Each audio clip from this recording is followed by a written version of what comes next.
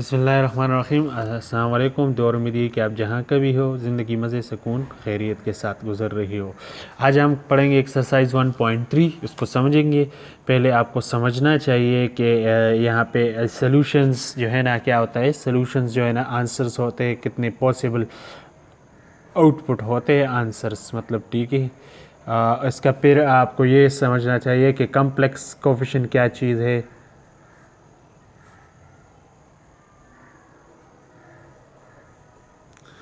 जब आपके साथ इक्वेशंस दिया गया हो, for example P Z plus Q W is equal to R, ठीक है। तो इसमें पी जो है ना, ये क्यू जो है ना और आर, ये आपके साथ कम्प्लेक्स नंबर है, ठीक है। ये कम्प्लेक्स नंबर है ओवरऑल, ठीक है। ये आपको याद रखना चाहिए कि ये कम्प्लेक्स में जब दिए गए हो in form of A plus B iota यानी इमेजिनरी फॉर्म में दिया गया हो, तब इससे हम कम्प्लेक्स नंबर कहते हैं। तो इस इक्वेशंस में हमारे पास इस तरह कम्प्लेक्स, और इसको लीनियर क्यों कहते हैं, लीनियर इसलिए क्यों कहते हैं, इसका जो पावर है वो 1 है। पावर 1 वेरिएबल जो हो तो इसको लीनियर कहते हैं, ठीक है। तो इसका पावर 1 ही वेरिएबल ज़्यादातर होते हैं इसमें। और इसको जब हम साइमल्टेनियस लीनियर इक्वेशंस के कब कहते हैं, जब आपके साथ P1Z plus Q1W is equal to R1 और P2Z plus Q2W is equal to R2, इस तरह के जब दो इक्वेशंस दिए गए हो तो इसको सिस्टम ऑफ इक्वेशंस कहते हैं। इसको हम फिर कहते हैं सिस्टम ऑफ लीनियर इक्वेशन, क्योंकि ये लीनियर है, पावर 1 की है, ठीक। यानी ये भी कहते ठीक, इसका ये तो कोफिशिएंट है, ठीक है, इसका कुछ इफेक्ट नहीं, लेकिन इसका ये पावर 1 है, ठीक है। तो इस वजह से ये coefficient of system of linear equation, और इसको जब हम ले लेते हैं the linear of equation in 2 variable, और जब लीनियर इक्वेशंस हो ऑफ 2 वेरिएबल, 2 वेरिएबल हो, ठीक है, तो इसे हम कहते हैं साइमल्टेनियस लीनियर इक्वेशन। जैसे कि ऊपर भी पढ़ा है P of Z plus Q of W is equal to R। तो इसका 2 वेरिएबल्स है, एक वेरिएबल ये है और एक ये है। जब इसका 2 वेरिएबल वाले इक्वेशंस हमें दिए गए हो तो इसे हम कहते हैं साइमल्टेनियस लीनियर इक्वेशन, ठीक है, ठीक है, साइमल्टेनियस लीनियर इक्वेशन। तो इसके तरह की इक्वेशंस को फिर हम जब सॉल्व करते हैं तो इसको मुख्तलिफ़ तरीके से कहते हैं, और इसकी जब हम ग्राफ ड्रा करते हैं तो 3 पॉसिबिलिटीज़ होती है। नंबर 1 होती है जब आपको एक लाइन्स पैरेलल होते हैं दूसरे की, नो सोल्यूशन होती है क्योंकि इसका कुछ ख़ास सोल्यूशंस नहीं होती, ठीक है। दूसरी ग्राफ आपके साथ इस तरह होती है कि आपका एक जो है लाइन पास हो जाती है कहीं से भी, ठीक है, और दूसरी लाइन उससे काट देती है, इंटरसेक्ट करती है, ठीक है। तो इसमें जो है ना इनकंसिस्टेंट इसे कहते हैं, इसे इन, ठीक है, और इसे इंडिपेंडेंट या ये कंसिस्टेंट होते हैं, ठीक। ये भी कंसिस्टेंट है। इसका दूसरा जो लाइन है ये एक सेम लाइन है, दोनों एक ही लाइन पास हो जाते, लेकिन इसके इन्फिनिटी सॉल्यूशंस है, और इसकी जो है ना 1 सॉल्यूशन है, वो सॉल्यूशन यहाँ पे है, ठीक है, ठीक है। तो इसकी और इसकी इन्फिनिटी सॉल्यूशन है, और जो इसमें एक इंडिपेंडेंट होती है और एक डिपेंडेंट होती है, ठीक है। तो जो ये वैल्यू जो है ना इसको और इसको, ये डिपेंडेंट है जबकि ये इंडिपेंडेंट है, ठीक है। तो इसे आपने दिमाग में याद रखनी चाहिए ये बातें। अब आगे चलते हैं, ठीक है। तो इस इक्वेशंस ऑफ सॉल्यूशंस को फिर सॉल्व करना कैसे है, तो ये आपको याद रखना चाहिए। ये तो मैंने आपको मतलब ग्राफिकली लेवल पर समझा दिया कि मैथमेटिक्स में आपको ग्राफ पे कैसे आ जाते हैं, ठीक है। तो ये तो बेसिक आपको मैंने पढ़ा दी। अब मज़ीद चलते हैं कि सॉल्यूशंस कितने हैं इसके। तो मज़ीद अब इसको सॉल्व कैसे करना है ये आपको याद रखना चाहिए कि मतलब स्टेप्स है। पहले जब आप इस तरह की इक्वेशंस को सॉल्व करते हैं तो स्टेप्स याद रखें। स्टेप नंबर 1 में आपको क्या करना है, मल्टीप्लाई करना है कुछ वैल्यूज़ को, ठीक है।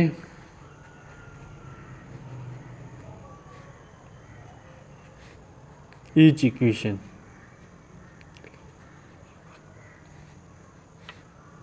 इक्वेशन बाय कांस्टेंट कोएफिशिएंट, ये याद रखना है, ठीक है। फर्स्ट स्टेप में ये याद रखना है। कैसे करना है, तो बस यहाँ पे अगर इस सवाल में आप देख ले तो ये आपका इक्वेशन है, इक्वेशन 1 और इक्वेशन 2। गिवन इक्वेशंस में अगर आप देख ले तो 5z है, 3 + 1 wz - 1, और यहाँ 2 - iota in multiply z plus 2 iota w into is equal to -1 plus iota. हमने मल्टीप्लाई कर दी इक्वेशन 1 और 2, ठीक है। Equation 1 multiplying equation 1 by 2 - w iota. Equation 1 को इसलिए क्योंकि यहाँ पे इक्वेशन यहाँ पे ऑलरेडी दिया गया है 2 - आयोटा और z है, तो इसको इक्वेशन 1 को भी हम इसी कोएफिशिएंट की इस वैल्यू से ये से मल्टीप्लाई कर देंगे, ठीक है। तो हमने मल्टीप्लाई कर दी तो 5 ये आ गया, ठीक है। और इससे भी हो गया ये 2 माइनस, तो ये आ गया, और इससे भी कर ली तो ये आ गया, ठीक है। यह हम आपको नेक्स्ट मतलब जब एक्सरसाइज प्रैक्टिस करेंगे तो फिर समझाएंगे। यहाँ पे तो बुक में थोड़ा दिए गया इसलिए समझा रहा हूँ। तो फिर मज़ीद सॉल्व करने के लिए हमने जो ये दोनों मल्टीप्लाई हो सकते हैं, तो इससे ये आ गया 2 × 3 6 आ गया, 3 × 1 3 आयोटा, और आयोटा 2 × 2 आयोटा, और iota multiply iota iota square आ गया, ठीक है। तो इसको मज़ीद रिड्यूस कर लेते हैं तो 3 -3 आयोटा प्लस 2 आयोटा से हमारे पास आ जाता है माइनस आयोटा प्लस 1 आ गया, ठीक है। तो ये 5 इससे इसको हमने रिड्यूस किया तो ये आपकी इक्वेशन 3 आ गया। अब ये इक्वेशन 3 हमने जो मल्टीप्लाई यहाँ पे 5 से करनी है इक्वेशन 2 को, इसको 5 से, क्योंकि यहाँ पे 5 था यहाँ पे नहीं है, तो यहाँ पे हमने 5 मल्टीप्लाई करनी है, ठीक है। यहाँ से जब हम +5 मल्टीप्लाई कर लेंगे, और ये हमने वैसे ही भी 2 - आयोटा से मल्टीप्लाई कर दिया था, ठीक है। तो ये हमारे पास ये वैल्यू आ गई। अब सब्ट्रैक्टिंग इक्वेशन 3 और 4, ये आपके साथ 3 आ जाएगा या आपके साथ 4 आ जाएगा। तो ये इससे हम सब्ट्रैक्ट करेंगे तो ये दो कैंसिल हो जाएंगे इससे आपके साथ, तो इससे ये कैंसिल कर दी तो इससे हमारे पास ये वैल्यू आ गई, ठीक है। तो ये वैल्यू हमने मज़ीद सिर्फ एक वैल्यू के लिए, क्योंकि इसमें w है ना, तो इसके लिए हमने रिड्यूस कर लिए और w फाइंड कर दिया। ये w हमारे पास वैल्यू आ गई, और इसको वापस इक्वेशन 1 में पुट कर ली, हमारे पास की z की वैल्यू आ गई, और इस तरह z और w की इक्वेशन के लिए हमने ये इक्वेशन सॉल्व कर ली, ठीक है। तो ये मुख्तलिफ 4 स्टेप्स है। फर्स्ट स्टेप में आपने कांस्टेंट वैल्यू दोनों से मल्टीप्लाई करनी है, फिर ऐड और सब्ट्रैक्ट करना है, ये दोनों वैल्यू अपने से एक दोनों से, और फिर एक वेरिएबल लाना है, और फिर दूसरी वेरिएबल, आखिर में ये आपकी सोल्यूशन आ जाएगी, ठीक है। तो एक्सप्रेशन ऑफ पॉलिनोमियल इक्वेशंस है, ठीक। तो ये हमारे पास एक एक्सप्रेशन है, ये याद रखें MCQs के लिए कि पॉलिनोमियल की इक्वेशंस जो है ना, where n is the positive integer are 0 coefficient, ठीक है। और ये आपके साथ constant value equal to real और complex number of polynomial degree n, ठीक है। तो ये आपको याद रखे है, ठीक है। यहाँ पे आपको ये ग्राफ से याद रखने हैं MCQs के लिए, ठीक। ये आपको इक्वेशन इवन 2 और ये आपके साथ 3 हो गई, ये आपके साथ 4 हो गई, तो ये मेथड सिर्फ अगर याद रख सकते हो तो 5, नई ज़रूरत लेंथी क्वेश्चन होते नहीं याद शॉर्ट में आ जाए तो फिर अलग बात है, ठीक है। और ये है 6,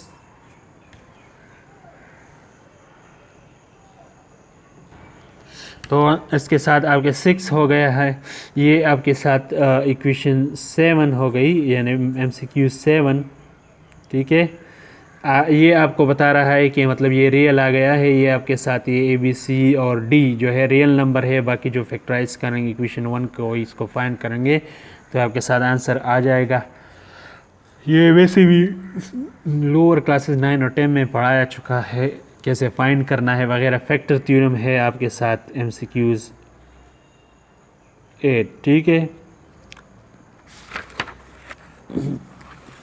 यहाँ पे आपको फैक्टर थ्योरम अप्लाई कर ली है, ठीक है।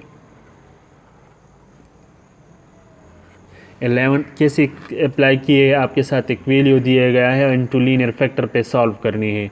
तो पहले तो आपने यहाँ पे आपके लिए ये दिया गया है कि we use factor theorem to do z is equal to 1 हमने डालना है, ठीक है, चेकअप करनी है। तो जब हम z इज इक्वल टू 1 डाल देते हैं तो इस पे आपके साथ 0 आ जाता है। तो इसका मतलब है कि फैक्टर थ्योरम के बेस पे z-1 आपका फैक्टर ऑफ pz है, ठीक है। यहाँ आपको नेक्स्ट जो आएंगे थ्योरी में वहाँ पे भी समझा देंगे डिटेल के साथ। यहाँ बुक की जो क्वेश्चन है इस पे समझाते। तो ये हमने फाइंड कर लिया। तो इससे मतलब कि हमारे पास जो है ना z-1 जो है ना इसका फैक्टर थ्योरम है, जो है ना इसका फैक्टर ऑफ pz है। हम इसको मज़ीद से इसको सॉल्व करते हैं तो यहाँ पे z³ - 1 हमारे पास आ जाता है, और ये 5² + 19z - 24, क्योंकि अगर हम 1 जो है ना 25 जो है ना इसको रिड्यूस करें 24 के, 24 - 1 में कर 25 - 1 कर ले तो -25 -24 और -24 -1 कर ले तो फ़र्क नहीं पड़ता। तो ये 24 तो यहाँ पे आपके साथ आ गया है, लेकिन ये -1 यहाँ पे फार्मूला कंप्लीट करने के लिए आ गई है। तो ये फार्मूला भी याद रखिए, ठीक है। ये है a³ - b³ × a - b × a² + ab + b²। तो इसको मज़ीद सॉल्व करते हैं तो इसको ये आपके साथ वापस ओपन हो गई फार्मूला इस बेस पे, और ये अपनी तरफ आ गया, ठीक है। तो इसको मज़ीद सॉल्व करते हैं। यहाँ पे से 5 कॉमन लिया, यहाँ से 24, तो ये आपके साथ ये आंसर और ये पार्ट आ गया, ठीक है। तो 5 कॉमन लिया गया 24 से कॉमन, तो ये पार्ट हमारे पास 5z + 24 आ गया, ठीक है। जबकि इससे आपके साथ 2 - 1 और 2 - z1 और 2z-1 और z-1 कॉमन ओवरऑल से लिया, तो हमारे पास दरमियान में ये इक्वेशन बाकी रही। तो ठीक है, तो इसको जब हमारे पास ये रही तो हमने मज़ीद सॉल्व करने की कोशिश की, फिर इसको फिर ओपन कर ली और ऐड कर ली। जब इनको ऐड कर ली तो ये अपनी जगह पे ओपन रह गई, और इसमें एडिशन जो हो सकती है थी तो हमने कर ली, ठीक है। तो हमारे पास ये इक्वेशन आ गई, ठीक। अब इससे हमने +16 जो है ना वो अलहदा कर ली, क्योंकि इसको अब बाकी नीड है हमारे पास फार्मूले में। तो इससे हम फिर फार्मूला बनाते हैं z-3 + 3 होल स्क्वायर, क्योंकि ये a² b² 2ab, ठीक है। और ये +16 फिर वापस आ जाता है, तो इसको होल स्क्वायर आयोटा, क्योंकि माइनस आयोटा है, -16 है तो आयोटा स्क्वायर के लिए लिखते हैं, 4 है तो 4 4 16। अब मज़ीद ओपन कर ली तो ये आपके साथ ये आंसर आ गया है, ठीक है।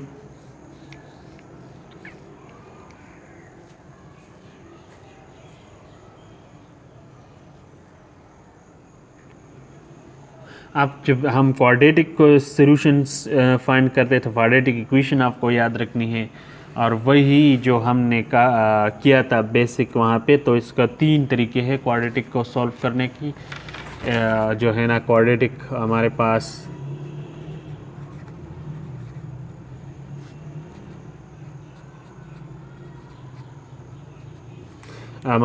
पहले क्वाड्रेटिक को सॉल्व करने की बाय फार्मूला है, बाय फैक्टराइजेशन है, और जबकि थर्ड है हमारे पास कंप्लीटिंग स्क्वायर। ठीक, तो इसको हम इन 3 तरीक़ों से सॉल्व कर सकते हैं। तो हमारे पास यहाँ पे जो दिया गया है मेथड, ये है आपके साथ कंप्लीटिंग स्क्वायर मेथड। ठीक है, तो ये आपको याद रखना है MCQs 12। ठीक है, ये कैसे सॉल्व होती है, ये आपके साथ एक इक्वेशन दिया गया है, इससे 25 हम शिफ्ट करेंगे साइड, तो -25 हो गया। अब जब -25 हो गया तो हमने इसकी वैल्यू जो है ना, अब आपको फिर करना क्या है, नेक्स्ट स्टेप में करना है जो है ना एनी वैल्यू डिवाइड बाय 2 करनी है। जो x की वैल्यू z की वैल्यू वहाँ पे है, लेकिन बेसिकली यहाँ पर वेरिएबल होती है क्वाड्रेटिक में। तो जो भी सेकेंड टर्म होती है, एक होती है ax² + bx, तो इसकी वैल्यू को लेना है, और c, तो ये c उस तरफ शिफ्ट हो जाएगा, तो ये -c हो जाएगा, यानी ये कांस्टेंट वैल्यू -bx, ये वैल्यू लेना है और इसका स्क्वायर लेना है। तो जब b पे कोई भी वैल्यू हो, कोई 6 हो, 4 हो, 3 हो, जो भी हो, उससे डिवाइड करना है 2 पे और स्क्वायर लेना है, तो b/2 स्क्वायर लेना है। तो यहाँ पे आपके साथ 6 है, तो 6 / 2 इससे स्क्वायर लेना है, तो 2 और 3 आ जाता है, 3 स्क्वायर = 9। तो इसलिए ये 9 दोनों साइड पे ऐड करनी है। फिर ये अगर आप देख ले तो ये इससे फार्मूला बन जाता है, ये a² + b² + 2ab या -2ab भी हो सकता है बाज़-औक़ात, तो हमने चेकअप करना है। और ये आपको इससे सब्ट्रैक्ट करना है, तो इसे -16। ये आपके साथ a² है, ये b² है, या 2ab है, यानी a² और 3 3 9 हो गया ये, और ये आपके साथ 2 3 6 हो जाता है। तो इसको वापस फार्मूला बना लेते हैं, तो इससे z + 3 होल स्क्वायर और 4 आयोटा होल स्क्वायर। तो जब हम अंडर ले लेते हैं, क्योंकि स्क्वायर है दोनों साथ, तो हम इसे काट देंगे, तो z + 3 = +-2 आयोटा, क्योंकि हमने अंडर लिया था, तो 2 पॉसिबिलिटी है इसकी आंसर की, तो एक प्लस में और एक माइनस में। तो ये आपके सोल्यूशन हो जाएगी। ठीक है, दूसरे अकॉर्डिंग टू फार्मूला है, ये आपको से याद रखना है। MCQs नंबर 13 फार्मूला मेथड पे ये फार्मूला आपको याद रखना है। z = क्वाड्रेटिक फार्मूला इसे कहते हैं, -1 ± -1 4/2 या ±√3/2। तो खैर ये तो इतनी ज़्यादा नहीं है, बेसिकली फार्मूला जो है ना -b + -√b² -4ac/2a, ये फार्मूला आपको याद रखना है। ये आपको मज़ीद ये फार्मूला मेथड है, और हमने फैक्टराइज ये मेथड पढ़ा। 2 मेथड दिए गए, फैक्टराइज आपको यहाँ पे तो नहीं दिया गया, लेकिन अगर ज़रूरत आई तो हम यहाँ पे करेंगे एक्सरसाइज में इंशाल्लाह। अब तक के लिए इतना ही काफ़ी। नेक्स्ट लेक्चर में इंशाल्लाह हम करेंगे एक्सरसाइज स्टार्ट। ठीक है, तो इसके साथ दुआ इजाज़त चाहते हैं। अस्सलाम वालेकुम।